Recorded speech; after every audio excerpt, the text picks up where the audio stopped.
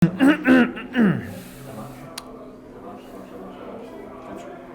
pas posé la question. Ah ok. Est-ce que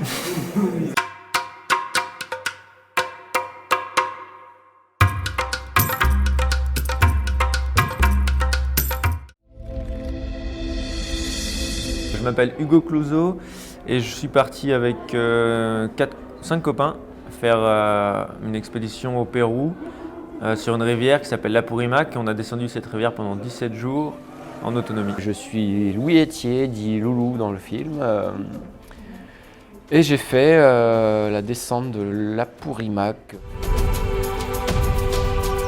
Un des beaux moments de ce voyage, ça a été le moment où en fait, on est parti des hauts plateaux péruviens à 3500 mètres d'altitude et on voulait atteindre la jungle. Et une fois qu'on est arrivé dans la jungle, on est arrivé dans un petit village où quand on est arrivé, il y avait plein d'enfants qui jouaient dans l'eau et on a rencontré les gens et ils nous ont dit qu'on était les premiers touristes à arriver dans ce village. A priori, c'était pas vrai, mais ça voulait dire qu'il n'y avait pas beaucoup de gens qui passaient ici.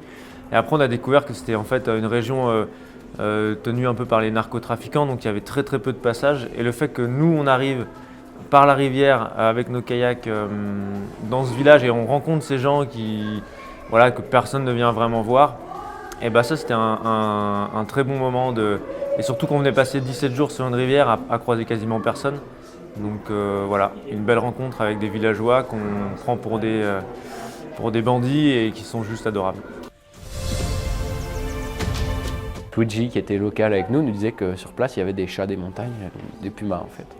Et un soir, on est au coin du feu, et Hugo va chercher sa caméra qu'il avait laissée pour filmer les étoiles, machin, et il nous dit il y a des yeux qui nous regardent. Et donc on était 7, on se lève tous, on va voir, on se rapproche un peu, et on voit, il fait complètement noir, on voit juste des yeux qui brillent. Et les yeux partent dans les hautes herbes, se rapprochent de nous, et nous re-regardent. Et là, donc je dis que c'est une anecdote cool, mais moi en fait sur le coup j'ai eu assez peur. J'étais, qu'est-ce que c'est que cet animal qui n'a pas peur de nous en fait. Donc on se dit merde, qu'est-ce qu'on fait? Et les autres s'en foutaient pas mal. Donc moi j'étais assez dégoûté. Et j'entendais cette bestiole qui attendait qu'on s'endorme, quoi. Donc voilà, ça reste un souvenir. Et le lendemain, il s'est trouvé que le bestiole est venu rôder autour de nous comme prévu, quoi, quand on dormait.